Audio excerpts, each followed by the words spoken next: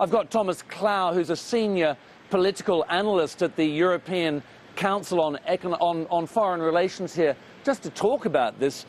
Thomas, Strauss-Kahn's absence, how much of a gaping hole will that leave the talks today?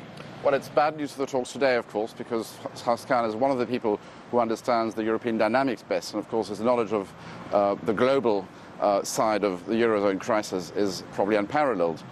So his absence is bad news, even if it doesn't have an immediate impact on any decision, as far as I know, that was going to be taken today. So not much of an immediate impact, but longer-term repercussions when you consider that Strauss-Kahn negotiated the IMF's role in the Greek, the Irish, now the Portuguese bailouts. Looking forward, what does it leave the IMF?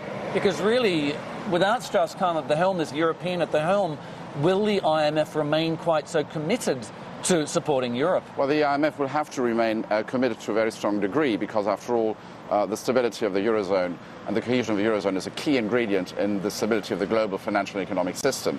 On the other hand, it's quite possible that under a different sort of leadership, the IMF wouldn't have taken quite the role it has taken and wouldn't have adopted quite the same policy stance it has adopted. But the IMF usually has a European at the head of it, right? No, but that's also under some discussion for change. It was already under some discussion for change when Strauss-Kahn was nominated, and it was the strength of his candidature and personality which then convinced developing countries that he would be a good choice.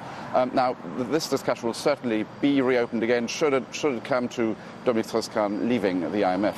So longer term, the IMF's commitment to Europe is certainly something that's not necessarily there, because Dominique Strauss-Kahn also had very strong personal relations with European leaders, which really could have, if he had have gone on to being the president, could really have changed France's role in Europe, right?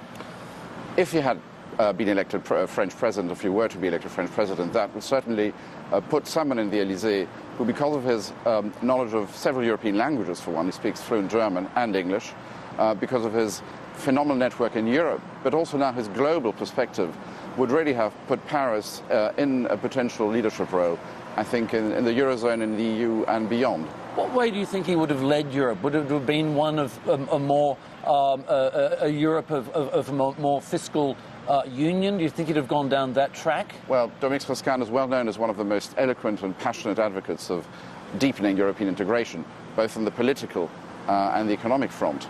And he's been constantly pushing reluctant EU leaders, such as Germany's Angela Merkel, into accepting that a cohesive Eurozone requires much more cohesive fiscal and economic policies. Just very briefly, you're based in Paris. How do you see, or who do you think is going to become the main runner if Dominique Strauss-Kahn cannot run for the presidency? Well, if he pulls out of the socialist primary, the main contenders are Martine Aubry and François Hollande. I would put my money on François Hollande, but that's a very open bet.